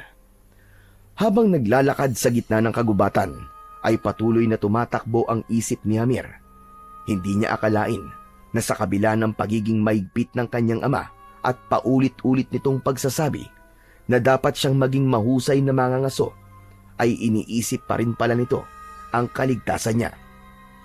Ang buong akala niya kasi ay karangalan at pangalan ng pamilya nila ang pinakamahalaga rito. Ang sulat at ang pag-iiwan nito ng mga palaso at itak ay malinaw na patunay na mas importante pa rin siya para sa kanyang ama. Naputol ang pag-iisip ni Hamir nang biglang magsalita si Dato Solomon. Hindi ako naniniwala na napuwing ka lamang kanina, Hamir. Alam ko na naiyak ka dahil sa sulat na nabasa mo. Ano ba talaga ang laman ng sulat na yon, Hamir? Dato Solomon, pasensya na po kayo. Ang totoo po kasi niyan hindi po ako isang mahusay na mangangaso. Hindi po ako tulad ng tatay ko. Sobrang higpit po kasi ng tatay ko sa akin, Dato Solomon. Akala ko po ang pangalan lang po ng pamilya namin ang pinakamahalaga sa kanya. Pero nung nabasa ko po yung laman ng sulat, napagtanto ko po na ako pa rin po pala ang pinaka-importante para sa kanya. Sa baryo po kasi namin, kilala po akong lampa at matatakutin at palpak sa lahat po ng bagay. Lagi nga po akong kinukutya ng mga tao sa amin eh. Sinasabi po nilang hindi ko po kayang pantayan ng tatay ko ni Kesyo. Hindi po ako magiging katulad niya. At hindi po ako karapat dapat maging anak niya. Kaya nandito po ako sa gubat kasi gusto ko pong patunayan na mali sila. Kailangan ko pong makahuli ng isang mabangis na hayop ngayong gabi. Kailangan ko pong ipakita sa lahat ng tao na ako po ang anak ng pinakamagaling na mangangaso sa aming baryo. Naiintindihan ko ang nais mong patunayan, Hamir. Iginagalang ko rin ang tradisyon ng baryo nyo. Pero Hamir, alam mo ba ang tunay na kahulugan ng pagiging matapang? Ano po ba, Dato Solomon? Maraming tao ang iniisip na ang pagiging matapang ay ang walang takot na humarap sa panganib. Na ang tapang ay nasusukat sa dami ng nilabanan mong hayop o tao o aswang.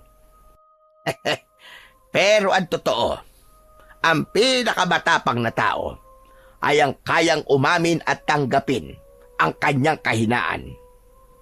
Ang tunay na tapang ay hindi nasusukat kung mahusay kang gumamit ng sandata at hindi rin ito nasusukat kung ilang digmaan na ang iyong naipanalo.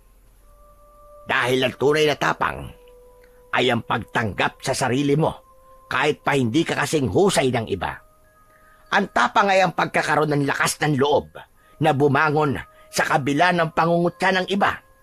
At higit sa lahat, ang tunay na matapang ay merong pusong handang tumulong sa nangangailangan kahit mismong siya ay kailangan ng tulong.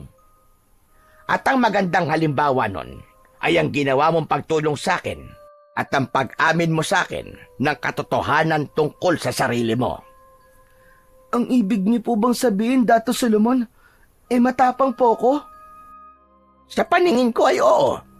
Pero sa paningin ng mga taong may mababaw na pananaw sa buhay, malamang ay hindi. Nag-init ang mga mata ni Hamir dahil sa mga salitang narinig niya mula kay Dato Solomon. Hindi niya inakala na manggagaling pa ang mga ganong salita sa isang estranghero. Hindi nagtagal ay kumawala na ang luha sa mga mata ni Hamir. Maraming salamat po sa inyo, Dato Solomon. Sobrang ganda po ng sinabi niyo sa akin. Tahadawag ka nang umiyak. Pinagdaanan ko rin ang mga pinagdaanan mo ngayon. Ang pagdududa sa iyong sarili ay normal.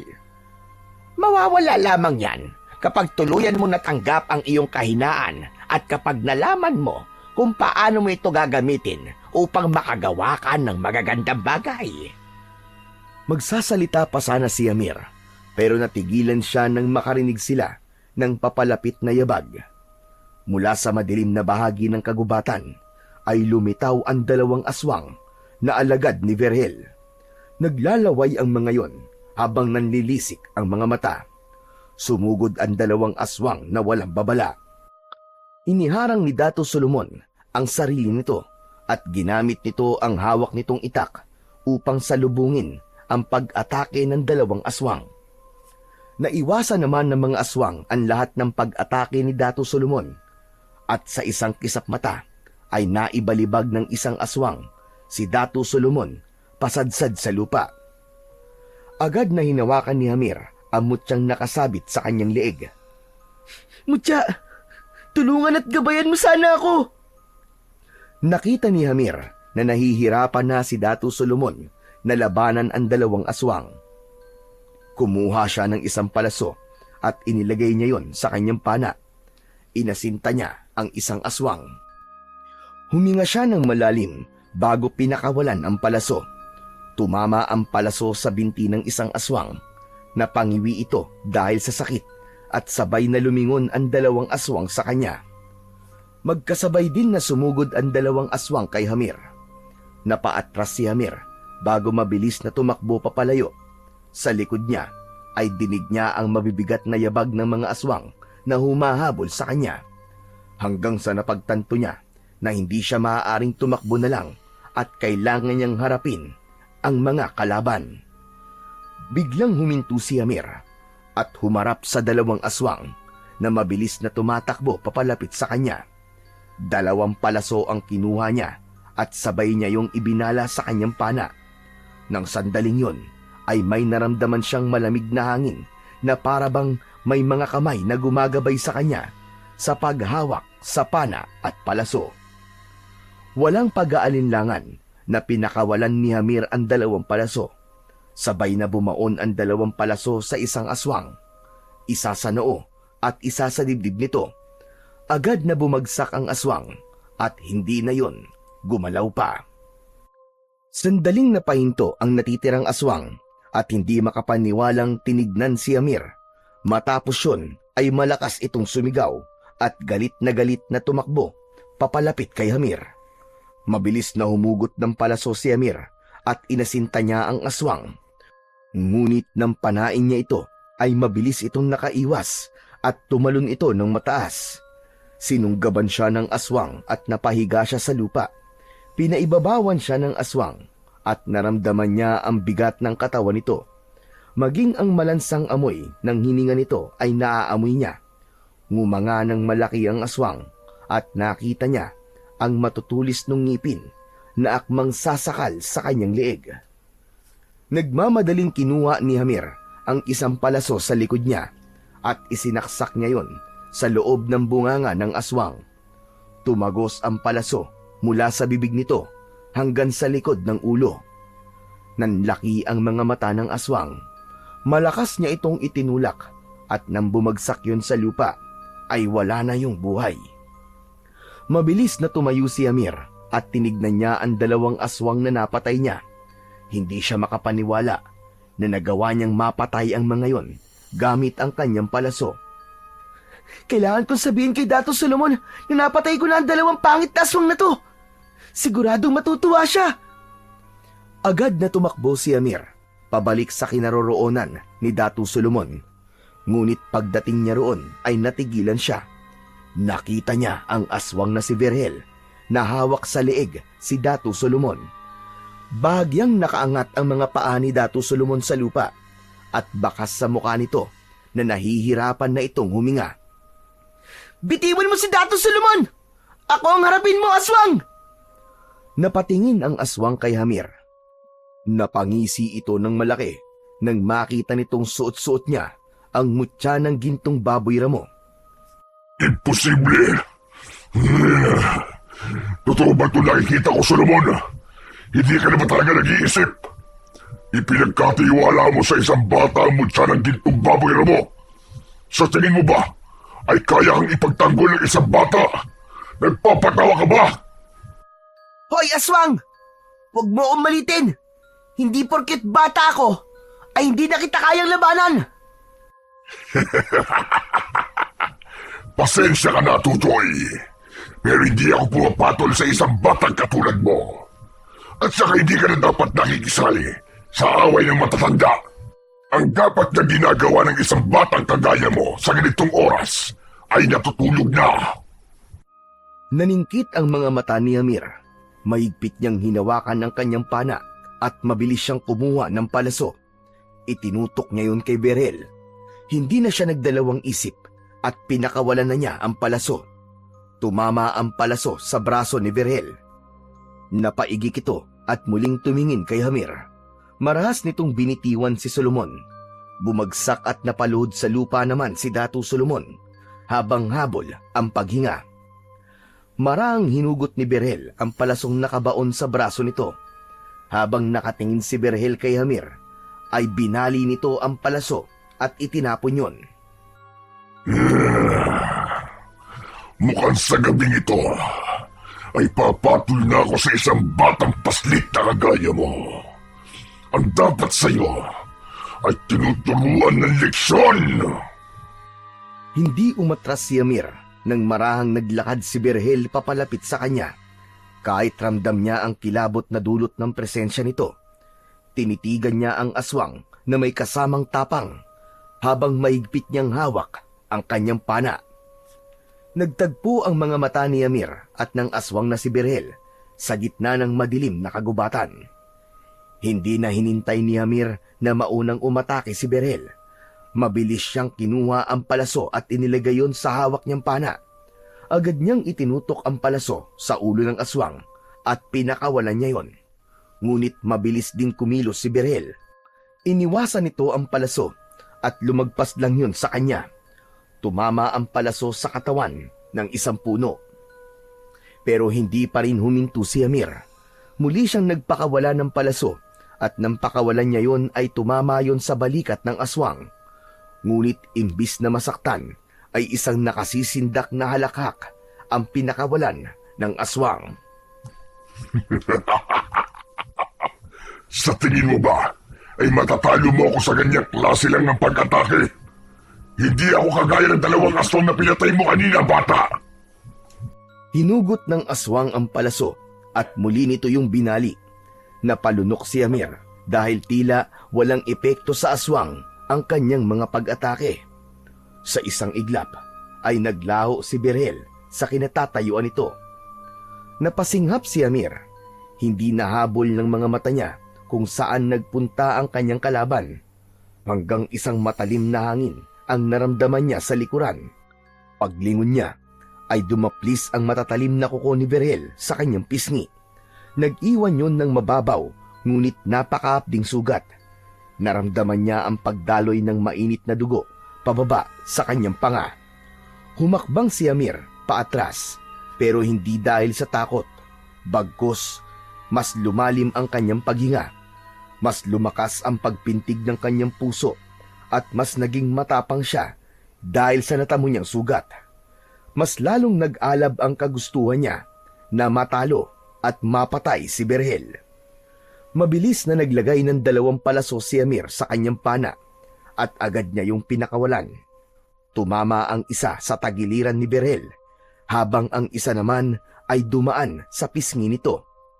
Napangiwi ang aswang at mabilis itong sumugod kay Amir. Napakabilis ng paggalaw ng aswang.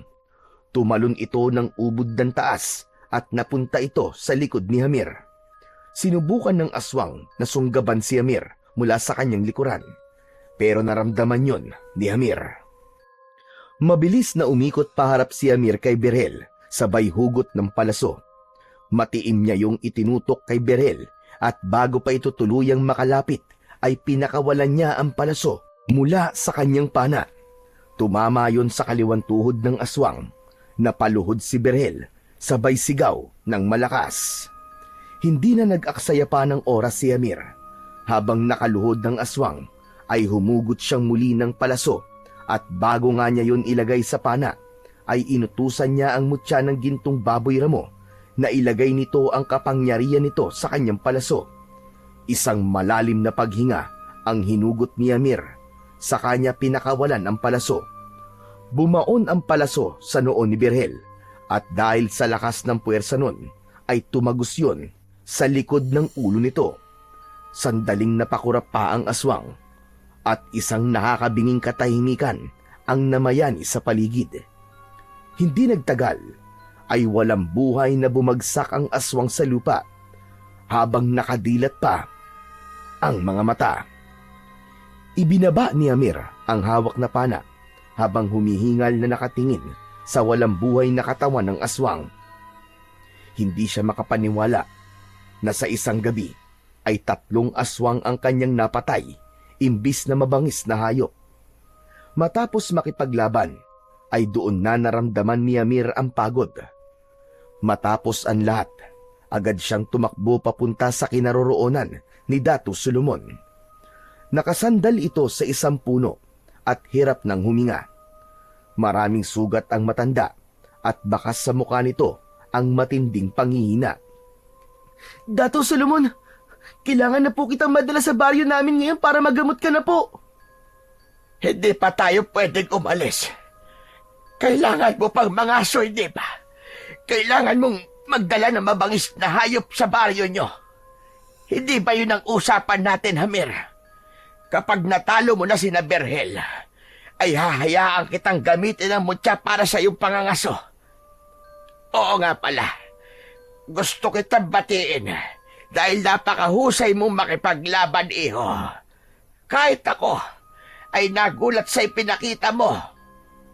Dato Solomon, dahil po yun sa pinagkaloob niyo po sa aking mutya. Ang mutya ay gabay at dagdag na lakas lamang, Hamir. Sadyang likas sa iyo ang pagiging mandirigma. Pero mamaya na tayo mag-usap tungkol dyan. Sige na, umalis ka na at mga aso. Dito lang ako at balikan mo na lamang ako kapag nakahuli ka na ng mabangis na hayop. Sa sandaling yon ay bumalik sa isipan ni Hamir ang dahilan kung bakit siya nasa gubat na yon. Subalit nang makita niya ang kalagayan ni Solomon, ay tila hindi kaya ng konsensya niya na patagalin pa ito sa sitwasyon ito.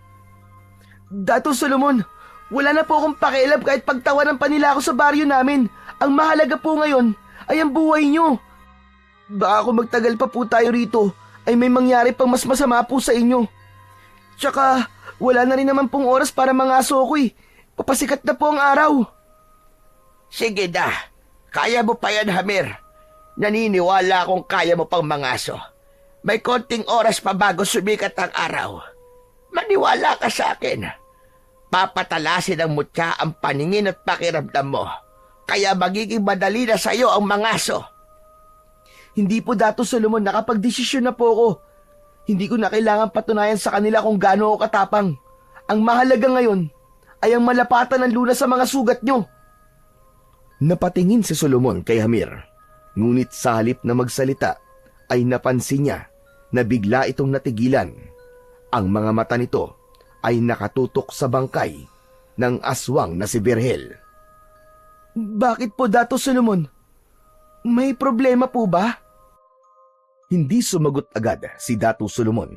Sa halip, isang makahulugang tingin ang ibinigay nito kay Hamir bago muling nagsalita. Hindi ba kailangan mong makapag-uwi ng ulo ng mabangis na hayop sa baryo nyo? Opo. At kung anong klaseng hayop po ang mahuhuli ko, ay yun po ang magiging batayan kung gaano po ako kalakas at kahusay bilang isang batang mangangaso. Marahang tumayo si Solomon at tinapik sa balikat si Hamir. Hindi mo na kailangang manghuli pa, Hamir. Dahil napatay mo na ang pinakamabangis na hayop sa gubat na ito. Ha? Ano pong ibig niyo sabihin? Saglit na hindi naintindihan ni Hamir ang ibig sabihin ng matanda nang hindi nito inalis ang tingin sa bangkay ng aswang. Huminga siya ng malalim at marahang lumapit sa bangkay ng aswang. Huminto siya sa tabi nun at hinugot niya ang dala niyang patalim mula sa kaluban na nakasabit sa bewang niya. Hindi inalis ni Hamir ang tingin sa aswang habang lumuluhod siya sa tabi ng bangkay ng aswang. Unti-unti niyang inilapit ang patalim sa leeg ng aswang at ginawa na niya ang isang bagay na hindi niya inakalang gagawin niya sa buhay niya. Tumilamsik sa mukha ni Hamir ang dugo ng aswang habang pinupugutan niya yon ng ulo. Habang unti-unti nang sumisikat ang araw sa silangan, ay tahimik na naglakad sina Hamir at Dato Solomon palabas ng kagubatan.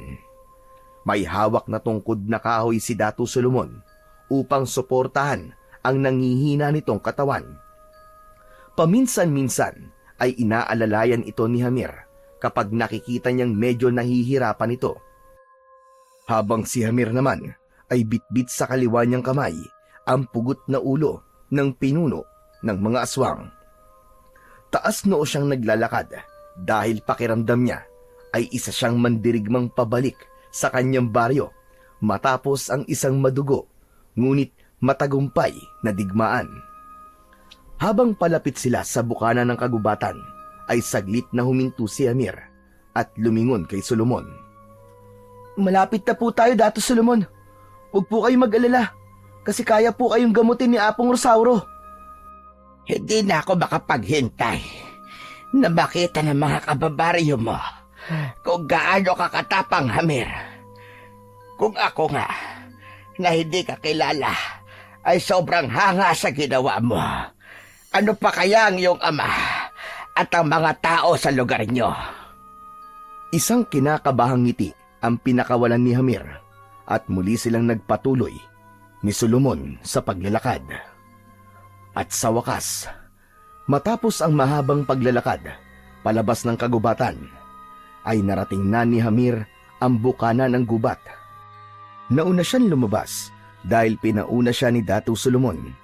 Yun ay dahil sa mabagal na itong maglakad, dulot ng mga sugat nito sa kanyang katawan. Sa paglabas ni Hamir sa gubat, ay hindi lamang ang sikat ng araw ang sumalubong sa kanya, kundi ang mga tao sa baryo nila. Lahat ay bakas ang gulat nang makitang hindi ulo ng isang mabangis na hayop ang daladala ni Hamir, kundi ulo ng isang aswang. Sa unahan ng kumpol ng mga tao ay nakatayo ang matandang babaylan na si Apong Rosauro, katabi ang ama ni Hamir na si Pancho. Nang makita ng mga ito ang dala ni Hamir, ay tumahimik ang lahat. May ilan na kinusot pa ang mga mata na tila hindi makapaniwala. Huminto si Hamir sa harapan ni na Apong Rosauro at Pancho. Hindi ako makapaniwala. Totoo ba itong nakikita namin? Isang aswang ang napatay mo, Hamir. Kahit ang pinakamagagaling na mga aso sa baryo natin, ay hindi pa yan nagagawa. Paano mo nagawa yan, Hamir? Totoo ba, Hamir? Ikaw ang pumatay sa aswang na yan? Bago makasagot si Hamir, ay biglang lumabas mula sa kagubatan si Datu Solomon na hawak pa rin ang tungkod nito. Naglakad ito papalapit kay Hamir at diretsyong tumingin kay Pancho. Hindi lang pumatay ng aswang si Hamir. Iniligtas din niya ang buhay ko mula sa kamay ng mga aswang na gustong pumatay sa akin. Kung hindi dahil sa kanya, ay baka patay na ako ngayon. Wala pa rin nagsalita sa mga tao sa likuran ni na Apong Rosauro at Pancho. Kahit si Rambo ay hindi na ikubli ang gulat sa muka. Nakanganga itong nakatitig sa pugot na ulo ng aswang na bitbit ni Hamir. Isang malalim na buntong hininga ang pinakawalan ni Apong Rosauro bago ito tuluyang lumapit kay Hamir. Mahigpit itong hinawakan ang isang kamay ni Hamir at itinaas yun. Mga kababaryo! Mula sa araw na ito, si Hamir na ang kikilalanin bilang pinakamahusay at matapang na batang mangangaso sa ating baryo. Biglang sumabog ang tuwa ng mga tao. Nagpalakpakan at nagsigawan ang mga yon sa labis na galak. Ngunit sa kabila ng lahat ng sigawan at pagbati, ay isa lang ang hinanap ni Hamir, ang muka ng kanyang ama. At nang magtama ang kanilang mga mata, ay doon niya nakita na labis siyang ipinagmamalaki ng kanyang tatay. Kahit na hindi na ito magsalita, ay naramdaman niya kung gaano siya kanito ipinagmamalaki. Napuno ng luha ang mga mata ni Hamir at nang yakapin siya ni Pancho, ay doon na niya pinakawalan ang isang malakas na paghagulgol. Nang dahil sa tapang at husay na ipinamalas ni Hamir, ay buong araw na nagdiwang ang buong baryo nila. Nagkaroon ng malaking salo-salo sa gitna ng plaza, kung saan ang bawat pamilya ay nagdala ng pagkain at inumin bilang pagdiriwang sa tagumpay ni Hamir. Lahat ay pinag-usapan ang pambihirang ginawa ni Hamir. Lahat ay nais makausap si Hamir at kahit paulit-ulit na sa pagkikwento ang bata, ay hindi napagod si Hamir na ikwento sa mga tao ang nangyari, kung paano niya nilabanan at napatay ang isang pinuno ng mga aswang. Sa unang pagkakataon sa buhay ni Hamir, ay naramdaman niyang hindi na siya isang batang nangangarap lang na patunayan ang sarili. Naramdaman niya na isa na siyang tunay na mangangaso at mandirigma sa mata ng kanyang ama at ng buong baryo. Habang abalaan lahat sa pagdiriwang, si Datu Solomon naman ay ginamot na ni Apong Rosauro. Kahit hindi ito nakasama sa pagdiriwang, ay ramdam pa rin ni Hamir kung gaano kasaya si Datu Solomon para sa rekognasyong kanyang natanggap ng araw na yon. Makalipas ang ilang araw na pagpapahinga at pagpapagaling sa bahay ni Hamir, ay nagpa siya ng umalis si Datu Solomon. Sa labas ng kubo ni Hamir ay naroon silang tatlo. May lungkot sa mga mata ni Hamir dahil ang totoo ay napalapit na ang loob niya kay Datu Solomon. O paano, Hamir? Kailangan ko nang bumalik sa baryo namin. May tungkulin pa akong kailangan gampanan doon. Pero huwag kayong mag-alala. Kapag meron akong libreng oras, ay babalik ako rito. Maraming salamat sa inyo. Kami pa nga po ang dapat magpasalamat sa inyo. Dahil ikaw po nagturo kay Hamir na maniwala sa kanyang sarili at maging matapang. Pancho, hindi ako nagturo sa kanya para maging matapang. Likas na yon sa kanya. Narinig ko ang kwento niya at nauunawaan ko ang pinagdaanan niya. Bilang magulang, ikaw ang dapat unang maniwala sa kakayahan ng anak mo. Ang tiwala ng isang magulang ang magbibigay sa kanya ng lakas ng loob para gawin ang mga bagay na kinatatakutan niya. Iba pa rin talaga nagagawa ng pagsuporta ng isang magulang sa kanyang anak. Napayuko si Pancho na tila napahiya ito sa mga sinabi ni Datu Solomon. Hamir, iho, magpapatuloy ang buhay mo bilang isang tunay na mangangaso. Alam kong marami ka pang pakikipagsapalaran na mararanasan at naniniwala ko na lahat ng yon ay mapagtatagumpayan mo. Sa sandaling yon ay hinubad na ni Hamir ang mutya ng gintong baboy ramo sa kanyang leeg at inabot niya yon kay Datu Solomon. Datu Solomon, baka makalimutan niyo po itong mutya. Ibabalik ko na po sa inyo. Maraming salamat po sa pagtitiwala niyo na ipagamit po yan sa akin. Hamir, simula ngayon ay ikaw na ang mangangalaga niyan. Napatunayan mo na sa akin na karapat dapat kang magtaglay ng isang bagay na sumisimbolo sa tapang. Talaga po, Datu Solomon? Maraming salamat po. Hindi ko po kayo makakalimutan. Ngumiti si Solomon at naglakad palayo. Tahimik na sinundan ng tingin ni Hamir at Pancho si Datu Solomon hanggang sa tuluyan na yung nawala sa kanilang paningin. Matapos yun ay ipinatong ni Pancho ang kamay nito sa balikat ni Hamir. Napatingin si Hamir sa kanyang ama. Hamir, anak, patawarin mo ko, ha? Alam ko naging maigpit ako sa'yo. Hindi kita pinaniniwalaan. Hindi ko dapat hinayaang maramdaman mo na hindi ka sapat bilang anak ko. Tama si Datu Solomon. Bilang ama mo, ay ako ang dapat na unang maniwala sa'yo. Naiintindihan ko naman po kayo kung bakit ganun po naging trato niyo po sa akin. Kayo po ang pinakamagaling na mga ngaso po dito sa baryo natin. At iba ang bigat ng ekspektasyon ng mga tao po sa inyo. Alam kong ayaw niyo lang po na magdala po ako ng kahihiyan sa pamilya natin. Ngumiti si Pancho at may luhang pumatak mula sa mga mata nito. Maigpit na niyakap nito si Hamir. Nang sandaling yun, ay naramdaman ni Hamir ang labis na pagmamahal ng kanyang ama at kung gaano siya nito ipinagmamalaki bilang anak nito. Isang gabi, may ngiti sa labi na nakatitig si Hamir sa larawan niyang nakasabit sa dingding. Sa larawang yon ay hawak niya ang pugot na ulo ng aswang.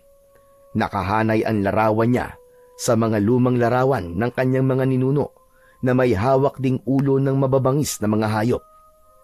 Noon, pangarap lang niya na mapabilang sa hanay ng magigiting na mga ngaso sa kanilang lahi. Kaya hindi siya makapaniwala na isa na ang larawan niya sa nakasabit sa dingding. Matapos ang lahat, ay nagbago na ang tingin ng lahat kay Hamir.